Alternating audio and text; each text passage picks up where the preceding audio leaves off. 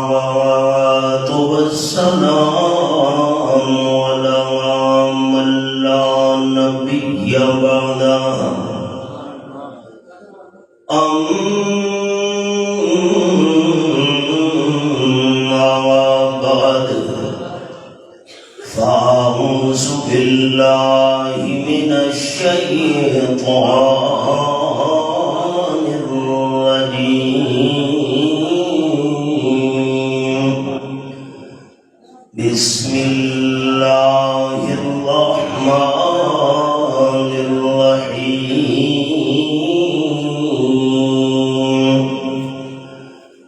وقضى ربك ألا تعبدوا إلا إياه وبالوالدين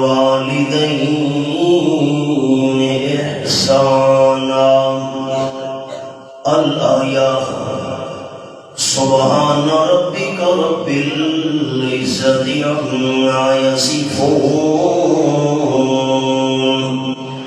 وسلام على المرسلين والحمد لله رب العالمين.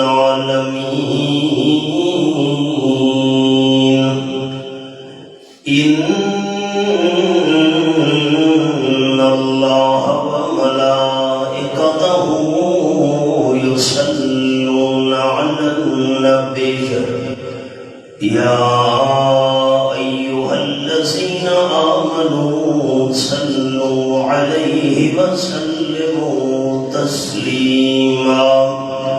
اللهم صل على محمد وعلى آل محمد كما صليت على إبراهيم وعلى آل إبراهيم إنك حميد مجيد.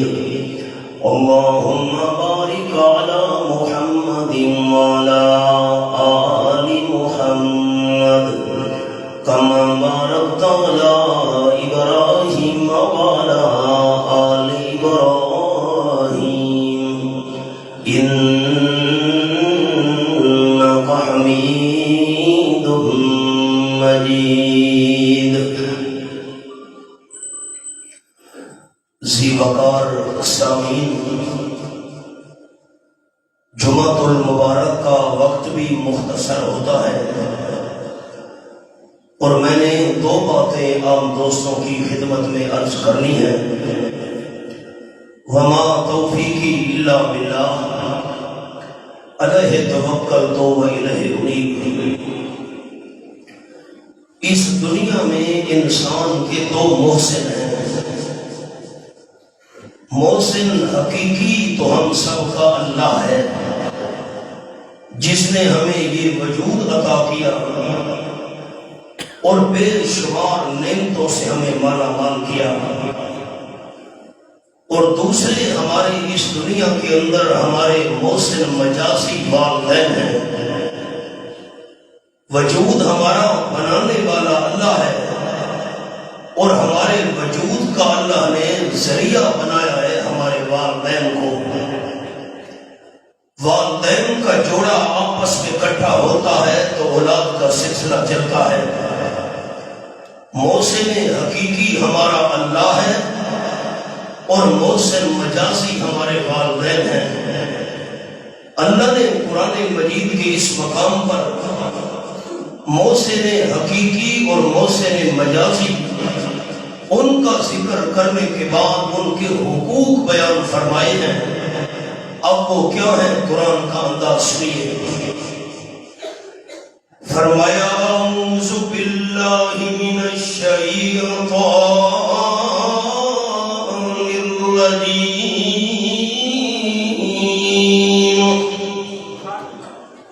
بسم اللہ الرحمن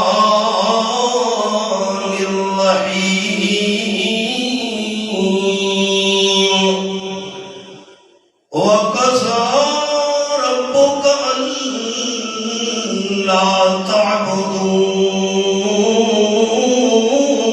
إِلَّا إِيَّاهُ۔ سورت کا نام سورت بنی اسرائیل 15واں پارہ۔ یہ میرے سامنے آیت نمبر 23 کھلی ہوئی ہے۔ فرمایا تمہارے پروردگار نے یہ فیصلہ کر دیا اگر تم نے عبادت کرنی ہے صرف اللہ کریم کی عبادت کرنی ہے۔ 3 قسم کی عبادت کا وعدہ ہم نے ہر نماز کے اندر کیا۔ التحیات للہ والصلوات والطیبات۔ زبانی عبادت کے لیے بھی صرف اللہ ہے، جسمانی عبادت کے لیے بھی صرف اللہ ہے، اور مالی عبادت کے لیے بھی صرف اللہ ہے۔ اب میں تینوں باتیں کھولنے لگا ہوں۔ یہ میرے سامنے 17واں پارہ اور سورت کا نام سورت الانبیاء۔ یہ میں نے سورت الانبیاء کھولی ہوئی ہے۔ یہ حوالہ قرآن پاک کا میرے سامنے ہے۔ آیت کا نمبر 68۔ قالوا حرقوا۔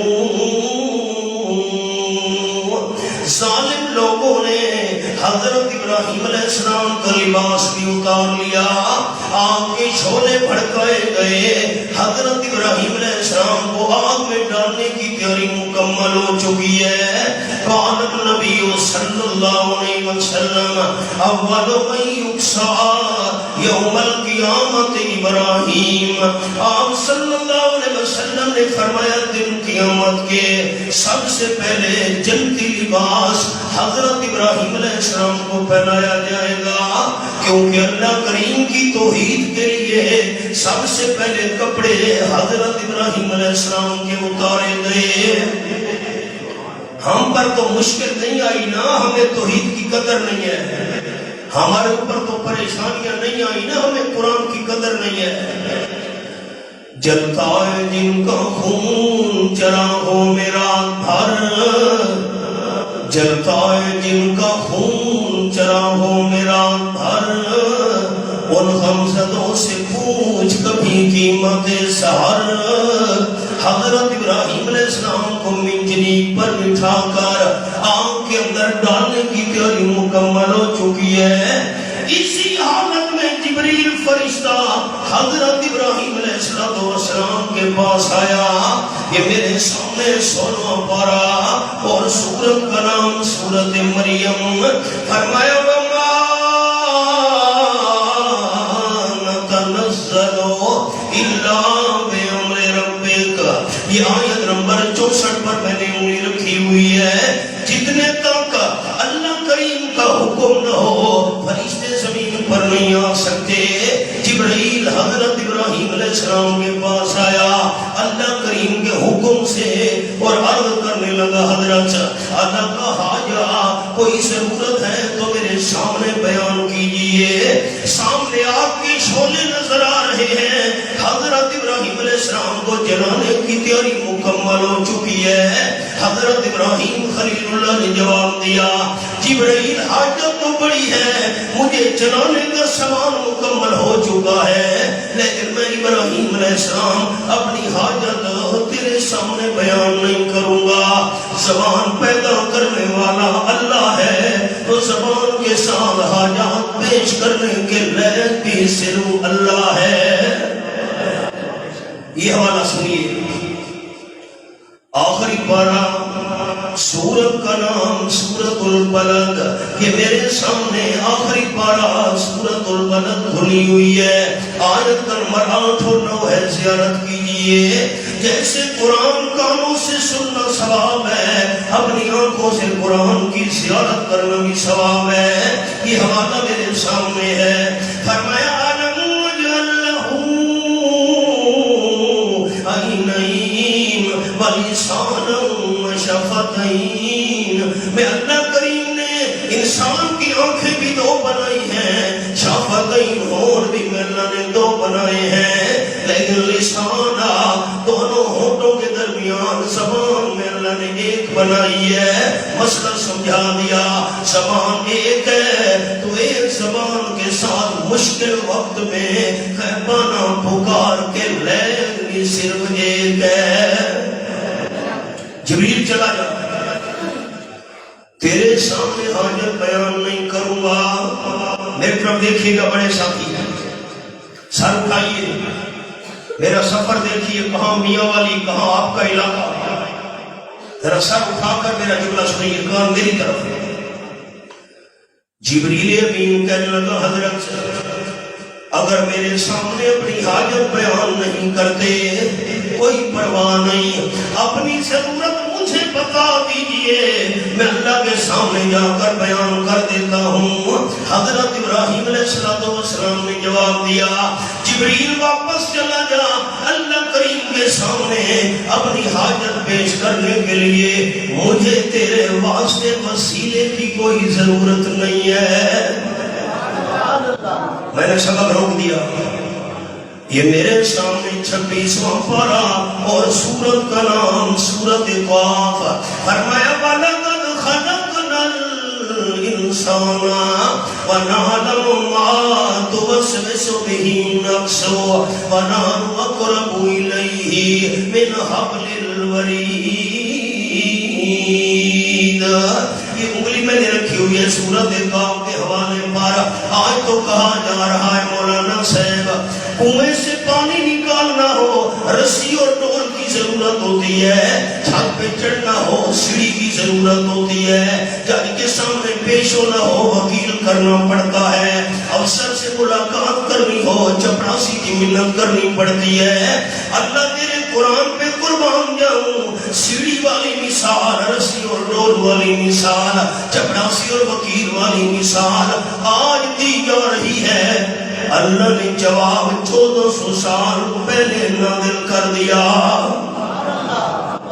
پہلے 14ویں پارے کا حوالہ سنیے، یہ میرے سامنے 14واں پارہ اور سورت کا نام سورت النحل، یہ میں نے آیت نمبر 74 پہ انگلی رکھی ہوئی ہے، بالکل آخری سطر اس صفحے کی۔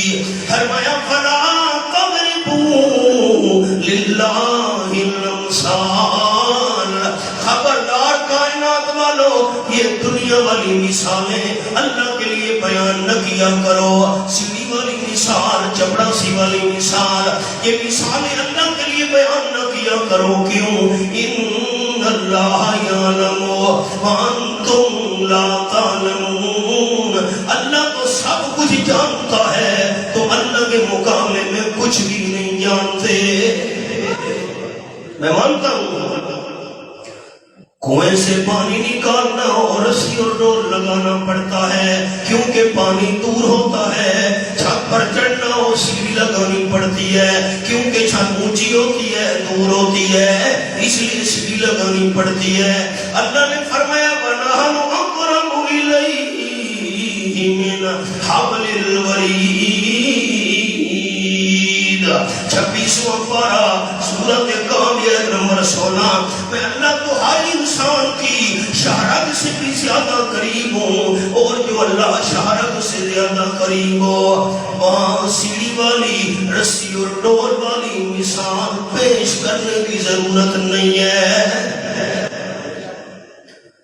جج کے سامنے پیش ہونا ہو تو وکیل کرنا پڑتا ہے، جج کو کیا پتا بندے نے جرم کیا ہے کہ نہیں کیا، اس لیے وکیل کو فیس دیتے ہیں تو فائل تیار کر۔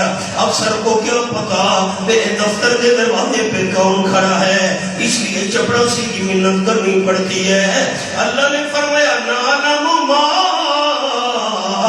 توسوس به نفسه، میں اللہ تو ہر بندے کے دل کے ارادے بھی جانتا ہوں، میں اللہ بندے کے دل کے خیال بھی جانتا ہوں، اور جو اللہ دل کے خیال اور ارادے جانتا ہو وہاں چپڑاسی والی وہاں وکیل والی مثال پیش کرنے کی ضرورت نہیں ہے۔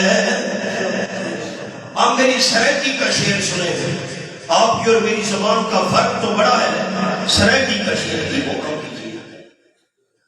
مطلب لا الہ الا اللہ دا ایکو واحد لا شریک، مطلب لا الہ الا اللہ دا کو واحد لا شریک نال زبان اقرار کی تئی پر دل دی نہیں تصدیق دور والے نو روز پکارے دور والے نو روز پکارے دتائی چھوڑ جڑا نزدیک سب گناہ مٹ جاسن خاکی نہیں مٹنی شرک دلی کے جبریل واپس چلا جا اللہ کے سامنے حاجت پیش کرنے کے لیے مجھے تیرے واسطے وسیلے کی ضرورت نہیں ہے ہمارے دادا استاد حضرت شیخ القرآن مولانا غلام اللہ خان رحمت اللہ علیہ نے اپنی تفسیر جواہر القرآن کے اندر حضرت ابراہیم علیہ السلام کے الفاظ لکھے حضرت ابراہیم کی زبان پہ آیا اللہم انت الواحد فی السماء وانا الواحد فی الارض لحسان یعبدک غیری حسبی اللہ ونعم الوکیل اے میری اللہ آسمان پر تو اکیلا ہے اور زمین پر میں ابراہیم علیہ السلام اکیلا ہوں میرے بغیر تیری خالص عبادت کرنے والا اور کوئی نہیں ہے اللہ اس مشکل میں اس پریشانی میں تیری ذات مجھے کافی ہے اللہ کو ماننے والے دوست اللہ کا نام اونچا لے لیں جو اللہ کو مانتے ہیں مسجد گونج جائے اس مشکل میں ابراہیم علیہ السلام نے کس کو پکارا نہیں بہت اونچی آواز سے کس کو پکارا جھگڑا ختم ایک طرف دیکھیے قربانی کی عید آ گئی میرے رب دل کی تختیوں پہ لکھیے گا کوئی زندگی کا پتہ نہیں پھر ملاقات ہوتی ہے کہ نہیں جانور ذبح کرنے لگے ملک صاحب صبر چودھری صاحب صبر مہر صاحب صبر کیوں قربانی کر رہے ہو یہ حضرت ابراہیم علیہ السلام کی سنت ہے آپ صلی اللہ علیہ وسلم نے فرمایا ہی سنت ابیکم ابراہیم قربانی حضرت ابراہیم علیہ السلام کی سنت ہے قربانی حضرت ابراہیم علیہ السلام کا طریقہ ہے قربانی حضرت ابراہیم علیہ السلام والا عمل ہے دیکھنا میری طرف میرے لب دل کی تختیوں پہ لکھنا قربانی عمل ہے حضرت ابراہیم علیہ السلام والا اور قربانی والا عمل قبول اس بندے کا ہوگا جس کا عقیدہ بھی حضرت ابراہیم والا ہوگا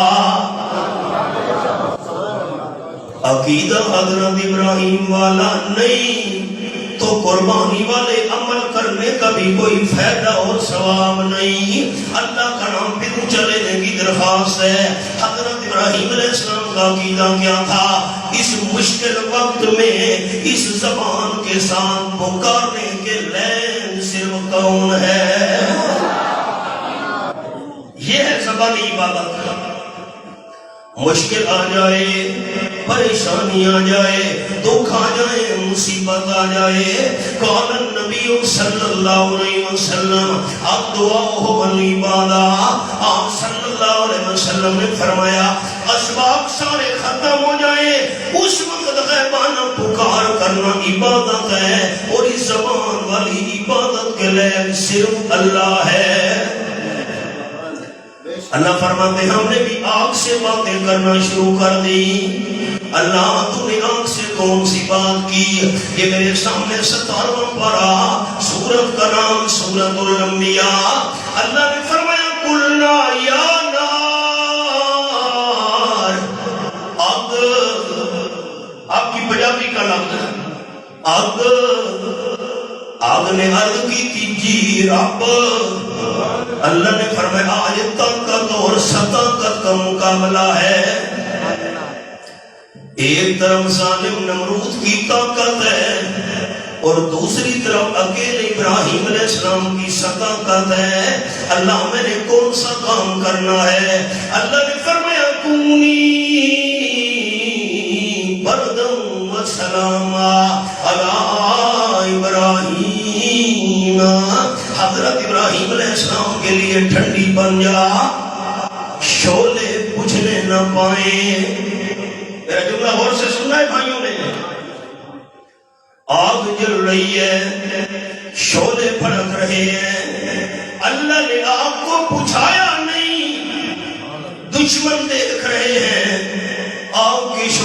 آسمان سے باتیں کر رہے ہیں، اللہ نے آگ سے جلانے والی تاثیر کو چھین لیا۔ اللہ میں نے کتنا ٹھنڈا بننا ہے، ہم گرم علاقے کے لوگ ہیں، ہم سے زیادہ سردی برداشت نہیں ہوتی، گلگت چراس کوہستان والی۔ اللہ نے فرمایا سلام، اتنی ٹھنڈی بھی نہ بننا کہ حضرت ابراہیم علیہ السلام کو سردی کی تکلیف محسوس ہونے لگے، اتنا ٹھنڈا بننا جتنا حضرت ابراہیم علیہ السلام کا مزاج چاہے۔ دشمنوں نے آگ میں ڈالا، اللہ کریم نے آگ کو گلو گلزار بنا دیا۔ علامہ اقبال تڑپا، ہو جو ابراہیم سے ایمان پیدا، ہو جو آج بھی ابراہیم سے ایمان پیدا، آگ کر سکتی ہے انداز گلستان پیدا۔ آگ نے حضرت ابراہیم علیہ السلام کے جسم کو نہیں جلایا۔ میری طرف دیکھیے گا، بہت بڑی شان ہے، بڑا مقام ہے، جسم کو آگ نے نہیں جلایا۔ جب آمنہ کے لال صلی اللہ علیہ وسلم کا دور آیا، حضرت انس رضی اللہ عنہ کے گھر میں مہمان آ گئے، دسترخوان بچھایا، کھانا سجایا، مہمانوں نے کھانا کھایا، دسترخوان والا کپڑا میلا ہو گیا۔ حضرت انس نے اپنی خادمہ کو فرمایا، نوکرانی خادمہ دسترخوان والا میلا کپڑا تندور کی آگ میں ڈال دے۔ مہمان پریشان ہو گئے، ہم نے اس کپڑے پہ کھانا کھایا، میلا ہو گیا، آگ کے اندر جلا رہے ہیں۔ خادمہ نے کپڑا لپیٹ کر تنور کی آگ میں ڈال دیا۔ تھوڑی دیر بعد حضرت انس نے فرمایا، پتہ کر کپڑے کا کیا بنا؟ جلتی ہوئی آگ میں سے کپڑا نکالا گیا، اللہ نے ایک دھاگا بھی نہیں جلنے دیا تھا۔ یہ کیا ہے؟ مہمان حیران رہ گئے۔ حضرت انس رضی اللہ تعالیٰ عنہ نے فرمایا، جیسے تم میرے مہمان بن کر آئے ہو، ایک دن رحمت للعالمین صلی اللہ علیہ وسلم مہمان بن کر میرے غریب خانے پہ تشریف لائے تھے، ہم نے کھانا کھایا تھا۔ کھانا کھانے کے بعد اس کپڑے کے ساتھ ہاتھ مبارک صاف کیے تھے، اور جب سے آمنہ کے لال صلی اللہ علیہ وسلم کے ہاتھ اس کپڑے کو لگ گئے، مجھے پانی سے دھونے کی ضرورت ہی نہیں رہتی، کپڑے کو آگ میں ڈال دیتا ہوں، اللہ آئینے سے زیادہ صاف کر کے واپس کر دیتا ہے۔ حضرت ابراہیم علیہ السلام کے جسم کو آگ نے نہیں جلایا، بڑا کمال ہے۔ اور آمنہ کے لال کی شان یہ ہے، اس کپڑے کو ہاتھ لگ گئے، اس کپڑے کو آگ نے جلانے سے انکار کر دیا۔ اس مقام کا مقابلہ کون کرے؟ میں سنانا دوستوں کو یہ چاہتا تھا کہ مشکل وقت میں، اس مصیبت میں حضرت ابراہیم علیہ السلام نے اللہ کو بلایا۔ یہ ہے زبانی عبادت۔ وَقَضَىٰ رَبُّكَ أَلَّا تَعْبُدُوا إِلَّا إِيَّاهُ۔ زبانی عبادت کے لیے صرف اللہ ہے۔ نمبر 2، جسمانی عبادت۔ میں قرآن پاک کے حوالہ دکھا دوں، یہ 17واں پارہ میرے سامنے، سورت کا نام سورت الحج۔ آپ نے قیامت کے دن میری گواہی دینی ہے، آپ میرے بڑے بھائی ہیں، بزرگ ہیں، دوست ہیں۔ اگر قیامت میں اللہ نے مجھے گواہی کے لیے کہا، میں آپ کو گواہی کے لیے بلاؤں گا کہ میں نے قرآن سر پر رکھ کر بیان نہیں کیا تھا، میں نے قرآن کھول کر بیان کیا تھا۔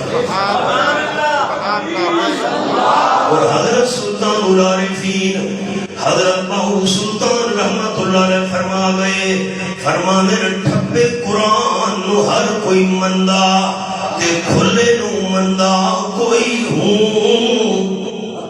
آسان بولیے، ٹھپے قرآن نو ہر کوئی مندہ تے کھلے نو مندہ کوئی ہوں۔ جے کر کھول قرآن سنائیے، سن کے نسدے سوئی ہوں۔ زبانی کلمہ ہر کوئی پڑھدا تے دل دا پڑھدا کوئی ہوں۔ جنہ کلمہ دل دا پڑھیا جنت جاندے سوئی ہوں. میں قرآن ٹھپے ہویا نہیں، میں قرآن کھولے ہوئے. 17واں پارہ، سورت کا نام سورت الحج. یہ میرے سامنے سورت الحج کھلی ہوئی ہے. اللہ فرماتے ہیں وَلْيَطَوَّفُوا بِالْبَيْتِ الْعَتِيقِ. یہ آیت نمبر 29، یہ میں نے انگلی رکھی ہوئی ہے. 17واں پارہ. لوگوں کو چاہیے طواف کرنا ہو تو صرف بیت اللہ شریف کا طواف کیا کریں. جو دوست اونچا بیت اللہ کہے گا میں اس کے لیے دعا کروں گا اللہ بار بار اسے حج اور عمرے کی توفیق نصیب فرمائے. طواف کس گھر کا؟ مسجد گونج جائے. طواف کس گھر کا؟ اگر کوئی بندہ آمکینوں کے میں حج کر کے آئے، عمرہ کر کے واپس آئے، ملاقات کے لیے جائیں حاجی صاحب، بڑے ادب سے سوال کرنا ہے حاجی صاحب. حج کرنے کے بعد، عمرہ کرنے کے بعد تم مدینہ طیبہ پہنچے تھے، مسجد نبی میں تم نے نمازیں بھی پڑھی، نوافل بھی پڑھے، مقام جو ریاض الجنہ ہے اس مقام پر آپ نے نوافل بھی ادا کی. مسجد قباء کے اندر آپ جا کر نوافل پڑھتے رہے، درود ابراہیمی بھی مسجد نبی میں پڑھتے رہے. پر حاجی صاحب یہ بتا، آپ صلی اللہ علیہ وسلم کی قبر منور کے تم نے کتنے طواف کیے تھے؟ حاجی صاحب جواب دے گا نہیں بھائی جان، میں نے آپ صلی اللہ علیہ وسلم کی قبر منور کا کوئی طواف نہیں کیا. طواف تو میں مکہ شریف میں بیت اللہ کے کرتا رہا. دوستو جھگڑا ختم ہو گیا. اگر بیت اللہ شریف کے بعد کسی جگہ کے طواف کی گنجائش ہوتی تو آپ صلی اللہ علیہ وسلم کی قبر کا طواف کرنے کی اجازت ہوتی. جب شریعت میں آمنہ کے لال صلی اللہ علیہ وسلم کی قبر کا طواف کرنے کی اجازت نہیں ہے تو پاکستان کی قبروں کا طواف کیسے جائز ہو گیا؟ طواف صرف بیت اللہ کا. بیت اللہ پھر سناتے سارے بھائی، طواف صرف کس گھر کا؟ بیت اللہ کا. آپ اللہ کے ولیوں کو مانتے ہیں؟ جی. ولی ہوتا کون ہے؟ داڑھی چٹ تے مچھا تے وٹ، ایک ہاتھ میں حکا دوسرے ہاتھ میں کتا. واہ بھائی واہ. میرا عقیدہ سنیے، میرے اکابرین کا عقیدہ سنیے. اللہ کے سچے ولی کی پہلی نشانی آنکھ میں حیا ہو، نمبر 2 دل صفا ہو، نمبر 3 زبان پہ ذکر خدا ہو، نمبر 4 وجود پہ سنت مصطفیٰ ہو. ایسے اللہ کے ولی کی جوتی ہمارے سر کا تاج، ایسے ولی کے قدموں کی مٹی ہماری آنکھوں کا سرما. حضرت شیخ عبد القادر جیلانی کو تو میرا پانی رحمت اللہ علیہ کا زمانہ تھا. ایک بندے نے طلاق اٹھا لی، کہنے لگا میں ایسا نیک عمل کروں گا. الفاظ میرے بڑے قابل غور ہیں. میں ایسا نیک عمل کروں گا، جب میں نیک عمل کرنے لگوں اس وقت پوری دنیا میں میرے بغیر کوئی بندہ وہ نیک کام نہ کر رہا ہو. اگر میں ایسا نیک عمل نہ کر سکا میری بیوی کو طلاق. اب پریشان ہو گیا. جس وقت میں وہ نیک عمل کروں پوری دنیا میں کوئی نہ کر رہا ہو، تلاوت کروں پوری دنیا ہے کوئی اور تلاوت کر رہا ہو، اس وقت نوافل پڑھوں صدقہ خیرات دوں کوئی اور بندہ یہ کام کر، یہ تو بیوی کو طلاق پڑ جائے گی. مسئلہ پوچھا گیا حضرت شیخ جیلانی رحمت اللہ علیہ سے، اور یہ بھی قانون سن لیجئے کہ متخذ اللہ جاہلا ولیا، اللہ نے کسی جاہل کو ولی نہیں بنایا، ولی ہوتے ہی عالم ہیں. حضرت شیخ جیلانی نے فرمایا رحمت اللہ علیہ، کیا کہا ہے بندے نے؟ یہ ایسا نیک عمل کروں گا میں کرنے لگوں میرے بغیر اس وقت کوئی نہ کر رہا ہو. حضرت شیخ جیلانی نے فرمایا رحمت اللہ علیہ اس بندے کو بیت اللہ شریف کے سامنے لے جاؤ، طواف کرنے والوں کو کہو تم تھوڑی دیر کے لیے رک جاؤ، سارے رک جائیں، اس اکیلے کو کہو تو بیت اللہ کا طواف کر۔ جب یہ بیت اللہ کا طواف کر رہا ہوگا یہ ایسا نیک عمل ہوگا اس کے بغیر پوری دنیا میں کوئی نہیں کر رہا ہوگا۔ یہ مسئلہ اس لیے ہے کہ طواف صرف بیت اللہ کا ہے، یہ جسمانی عبادت ہے طواف، ان قدموں کے ساتھ طواف کیا جاتا ہے، یہ پاؤں اللہ نے بنائے ہیں، ان قدموں کے ساتھ طواف صرف بیت اللہ شریف کا کرنا ہے۔ پیشانی اللہ نے بنائی ہے تو پیشانی کے ساتھ سجدہ بھی صرف ایک اللہ کا کرنا چاہیے۔ آپ صلی اللہ علیہ وسلم سے صحابہ کرام نے پوچھا انت احق ان یسجد لک، حضرت عرب سے باہر عجم کے رہنے والے لوگ اپنے بادشاہوں کے سامنے سجدہ کرتے ہیں، سرداروں کے آگے سجدہ کرتے ہیں، ساری دنیا کے بادشاہ مل جائیں آپ کے قدموں کی خاک کی شان کا مقابلہ نہیں کر سکتے، آپ ہمیں اجازت دیں ہم آپ کا سجدہ کرنا چاہتے ہیں۔ میرا تمام بھائیوں سے سوال ہے، آپ اونچا جواب دیں گے؟ قرآن میرے ہاتھ میں آپ کے لیے دعا کروں گا، اللہ آپ کو دنیا آخرت کی بھلائیوں سے نواز دے، لیکن جواب اونچا سننا چاہتا ہوں تمام بزرگوں کی زبان سے۔ صحابہ حضور کا سجدہ کرنا چاہتے تھے خدا سمجھ کر، آپ ٹھیک کہہ رہے ہیں لیکن اونچا تو جواب دیں۔ صحابہ حضور کا سجدہ کرنا چاہتے تھے خدا سمجھ کر، عزت کے لیے، ادب کے لیے، احترام کے لیے، تعظیم کے لیے سجدہ کرنا چاہتے تھے۔ یہ الفاظ میں نے کیوں کہے ہیں؟ میں نے کہا چودھری سے، ملک سے دربار کا سجدہ کیوں کر رہے ہو؟ مولوی صاحب میں اس کو خدا سمجھتا ہوں، میں تو عزت کے لیے سجدہ کر رہا ہوں، تعظیم کے لیے سجدہ کر رہا ہوں۔ یہی تعظیم والا سجدہ تو صحابہ کرنا چاہتے تھے۔ قال النبي صلى الله عليه وسلم لو كنت أمر لأحد أن يسجد لأحد لأمرت النساء أن يسجدن لأزواجهن۔ آپ صلی اللہ علیہ وسلم نے فرمایا میری شریعت میں انسان کے تعظیمی سجدے کی کوئی گنجائش نہیں، انسان کے تعظیمی سجدے کی گنجائش ہوتی میں بیوی کو حکم دیتا خاوند کا سجدہ کر، بیوی کو خاوند کے تعظیمی سجدے کی اجازت نہیں، شاگرد کو استاد کے تعلیمی سجدے کی اجازت نہیں، مرید کو مرشد کے تعلیمی سجدے کی اجازت نہیں، اور آپ کو والدین کے تعلیمی سجدے کی اجازت نہیں۔ تم صحابہ کرام کو میں آمنہ کے لال کے تعلیمی سجدے کی اجازت نہیں۔ ماتھا پیدا کرنے والا اللہ ہے تو اس پیشانی کے ساتھ سجدے کے لین بھی صرف ایک اللہ ہے۔ یہ ہے جسمانی عبادت۔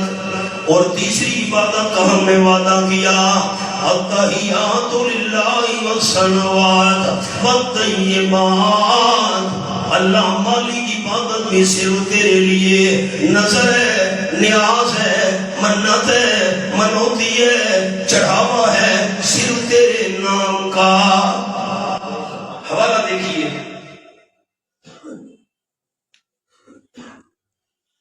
چودواں پارہ، سورت کا نام سورت النحل، یہ میں نے 14واں پارہ سورت النحل کھولی ہوئی ہے، یہ آیت نمبر 66۔ زیارت کیجئے، تین چیزیں ایسی ہیں دنیا کے اندر آنکھوں سے دیکھنا بھی جن کو ثواب ہے، بیت اللہ شریف کو آنکھوں سے دیکھنا ثواب ہے، اپنے والدین کو عزت اور ادب کی نظر سے دیکھنا بھی ثواب ہے، اور اللہ کے کلام قرآن مقدس کو آنکھوں سے دیکھنا بھی ثواب ہے۔ فرمایا وَإِنَّ لَكُمْ فِي الْأَنْعَامِ لَعِبْرَةً نُسْقِيكُم مِّمَّا فِي بُطُونِهِ مِن بَيْنِ فَرْثٍ وَدَمٍ لَبَنًا خَالِصًا سَائِغًا لِّلشَّارِبِينَ۔ آیت نمبر 66۔ مسئلہ سمجھنے کا شوق ہے، اللہ فرماتے ہیں جانوروں کو دیکھ لو، گھر میں بکری ہے، گائے ہے، بھینس ہے، سبز رنگ کا گھاس کھایا، سبز رنگ کا گھاس میدے میں چلا گیا، اللہ اس کے 4 حصے بنا رہا ہے۔ سبز رنگ کے گھاس کے ایک حصے سے سرخ رنگ کا خون بن رہا ہے، سبز گھاس کے دوسرے حصے سے پیلے رنگ کا پیشاب تیار ہو رہا ہے، سبز رنگ کے گھاس کے تیسرے حصے سے کالے رنگ کا گوبر تیار ہو رہا ہے، اور اسی سبز رنگ کے گھاس کے چوتھے حصے سے لبنن خالصا